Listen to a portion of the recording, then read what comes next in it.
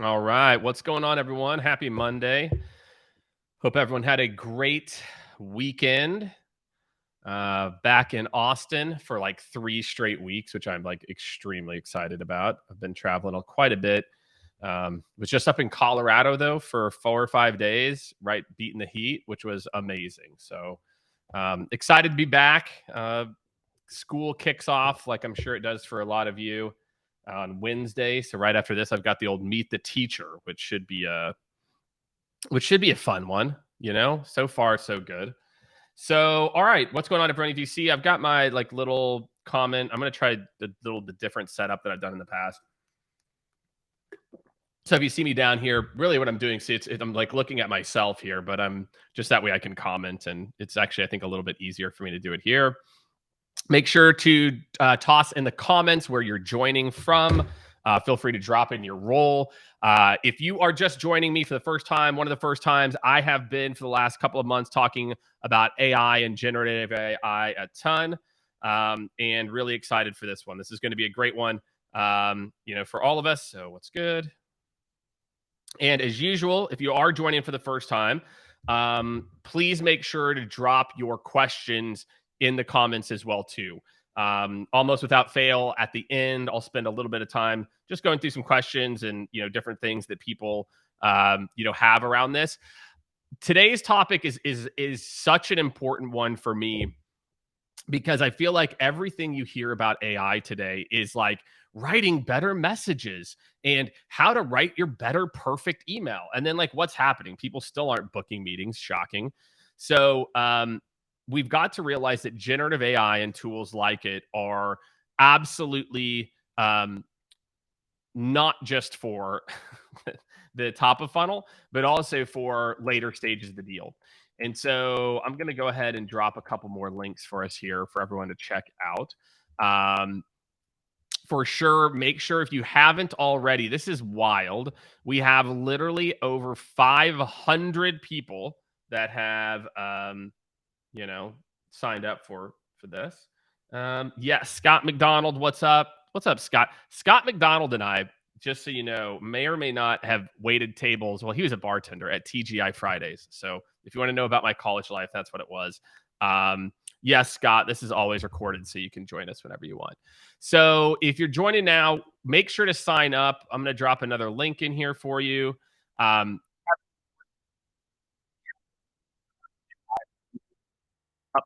series here where you all can sign up. It's me and KD, 9 weeks, talking about all the applications of AI.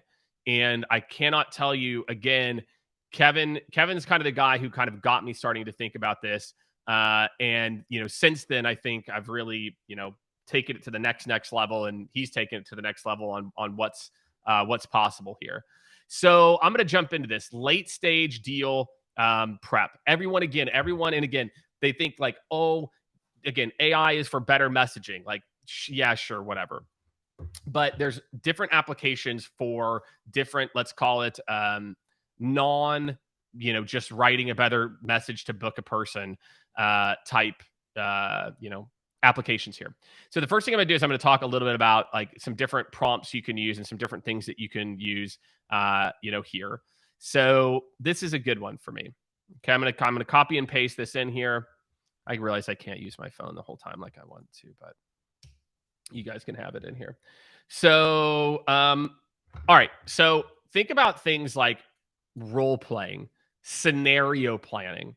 These to me are some of the more important ones to think about. So I just dropped a prompt example in here for you, right? So, hey, I'm meeting with these people, or I've got a big meeting coming up.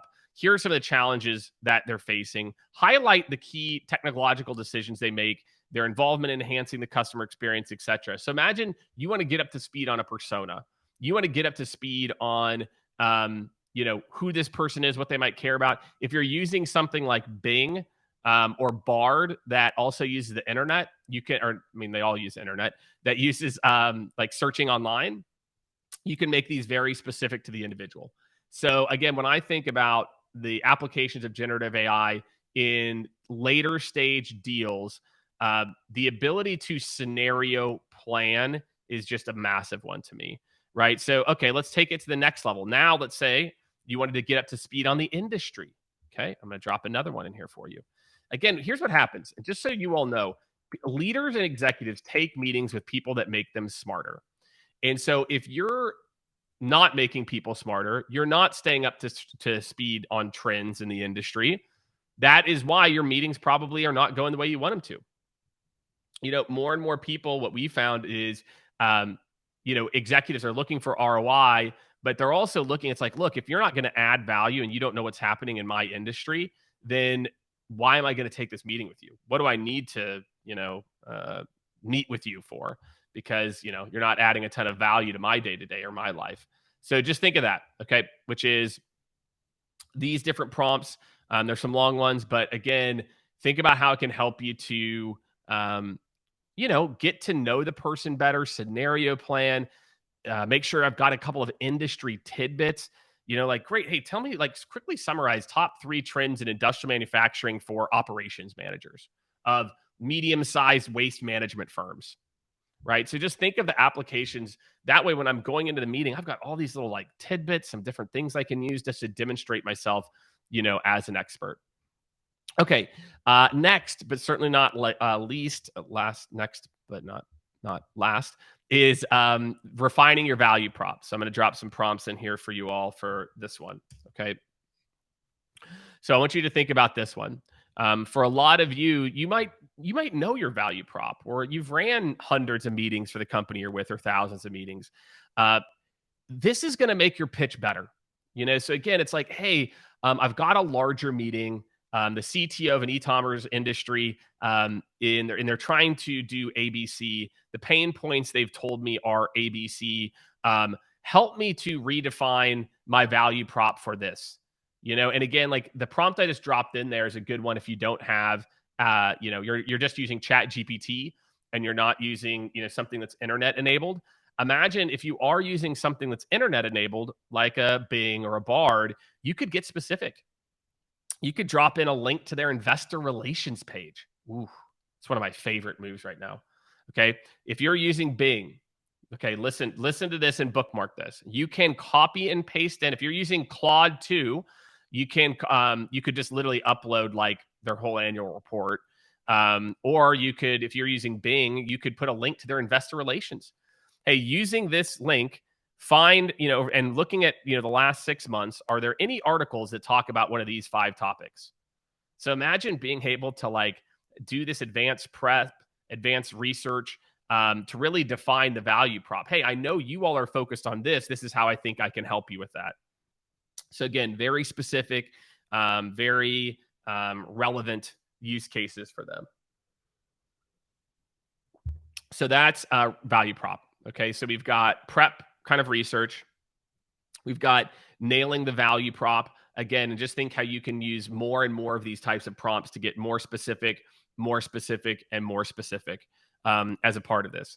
The next one, anticipating objections. Okay, this to me, for anybody out there, who is looking at doing these types of tools, or looking at these, the next one that I've got for you here is around again the concept of advanced objection handling. Because to me, most objections you can anticipate. Like, you have an idea probably of who's going to, the CTO is going to have an issue with this, or the head of sales might have this type of issue. So, think about, like, I could say, like, okay, I've got a meeting coming up with, and this is a prompt I was working on for a course I'm doing for LinkedIn on this topic. So that'll drop in December. I will let all of you know. I'm very excited about that. I've got a meeting coming up, and the CTOs typically has these 4 objections. What are 3 things I could add to my proposal or pitch that would make sure that I could, address those before they become an issue? So just think of like all the different objections. You can use it as a chance to kind of be a sounding board for you. And from there, as you do these objections, you can say things like, okay, be tougher on me. Like, okay, now what would you, knowing that you might have this objection, this is what you're telling me to say, what still might your objection be? So you can have it start to literally like do objection handling against itself to help you to really battle test your message. So we got just got a couple more things here. Message from Kristen Harrison. Very smart. Adding value builds trust. I'm about to get in a call. Yes. So she asked about if there is playback. So yes, just so you all know, if you go back to my LinkedIn, this will be on there for every Monday ever. So make sure you go and check that out as a part of this. So the other and the last thing I'll bring up here that around this kind of late stage, kind of prompts is role playing. So role playing for me, I'm just going to type in just role playing is a prompt strategy. So I'm going to call prompt strategy is role play. This is one of my favorites. So role playing to me is probably one of the most underutilized concepts of ChatGPT. And I've been in sales for 20 plus years. Maybe you've been in sales for 2 years or 15 or 20 or 30 or 40 years. I don't know. We all role play with ourselves, meaning, even my most, call it, if I've got a big meeting coming up, I'm thinking through like, what's going to happen here? What's going to happen here? Ooh, this person might do this, or I've been on calls and they handled something this way, etc. How can I change how I handle that?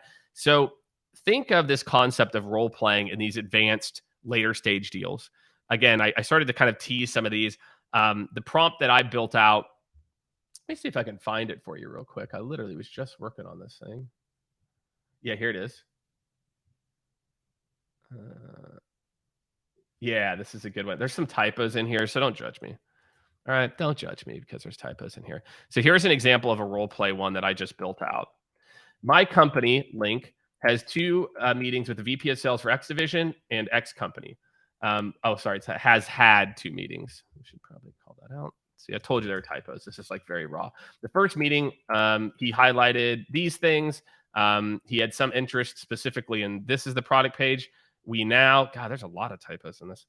We now have meetings with the head of marketing who may care about this, the IT director who can sometimes be a blocker because of this.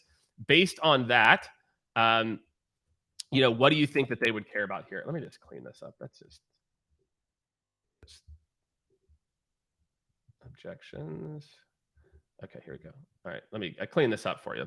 So imagine being able to role play this scenario here, where I can think of like all the different things that might go into, this, I guess, call it like scenario that I'm going to have to get into. And then from there, let me delete that one. There we go. All right, here it is in a cleaner version. And then from there, I can just go back and forth with it. Okay, so just imagine a world where I can do this type of role playing, and then I can just keep going deeper and keep going deeper and keep going deeper. So I could say, okay, now the IT director, role play this with me. I'm going to say this, and you type it out. And then you can say, now as the IT director, how would you respond? Be more difficult. And then you could say, literally, be a more difficult. Give me a more, direct response. Give me a response that highlights this objection. This, to me, for any of you who are in sales or in sales leadership, the possibility of what generative AI can do to help leadership up-level people faster, for you as a seller to build your skill faster.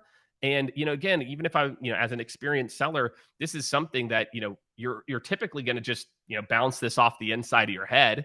But now just imagining having a thought partner you can spar with 24/7. Something I will tell you to keep in mind, when you use tools like ChatGPT and others, generative AI,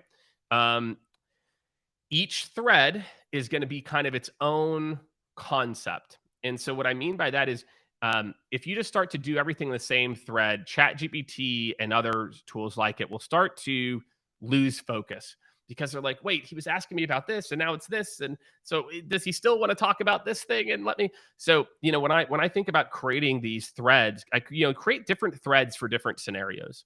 One could be just a whole thread about like a difficult IT leader. It could be a whole thread around, industry trends within VPs of sales and tech, right? So just think of that that component that the more that you keep your threads focused on a topic or series of topics that are related, the higher quality I find it continues to go into. Robert said role playing is such a critical practice at all levels in sales. 100%. Yes, agree. Like, and just now imagine Robert for the first time ever. I don't need someone to role play with me. I can role play with myself and the machine. And that to me is what I think the power is. So for all of you out there, if you're in sales, yes, most people have not thought about this, but I'm telling you right now, Robert, you're going to be blown away by how good it is. Like, it is really, really good. A lot of people, like I said, we think that because we've been in sales for a long time, maybe generative AI, it's for those SDRs, or setting a better meeting, or I know better. I'm telling you, every time I do a version of what I'm talking about now, there's almost without fail one or two things it brings up that I go, oh, that's a great point. Okay, cool. All right, yeah, I'll incorporate that.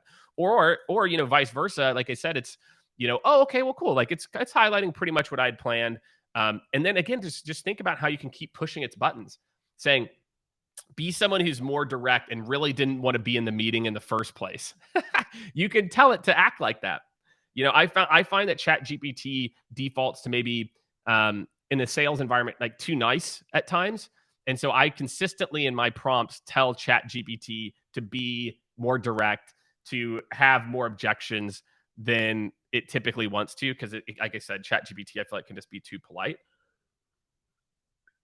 And it's like what I always say, Robert, is a big fan of role playing. I don't need to role play for the rose-colored glasses scenario. And that's what I used to tell my reps. Like, guys, we prepare that we are going to meet with the most hard ass, difficult people ever. Because if you prepare for those people and someone is nice, you already know what to do. So when you're role playing, again, this is more like a sales tactic. You don't want to role play for like, what's my value prop for them? That's one. Again, it's like, be more difficult. Act like you've heard that value prop before 4 times, and now tell me what you would say. So just imagine how like minute you can get here in this kind of scenario planning and role playing. So those are my 3. Okay, so step 1, conduct research and prep. So again, it can help me to prep for the individual. It can help me to prep for the industry trends. So before I have a big meeting, let me pull out some of these things. Hey, let me just think real quick. Okay, might this person care about? What are some new trends, some things that are happening, etc. I might want to pull in. Number 2, value prop. Hey, I sell to these people. This is what we do.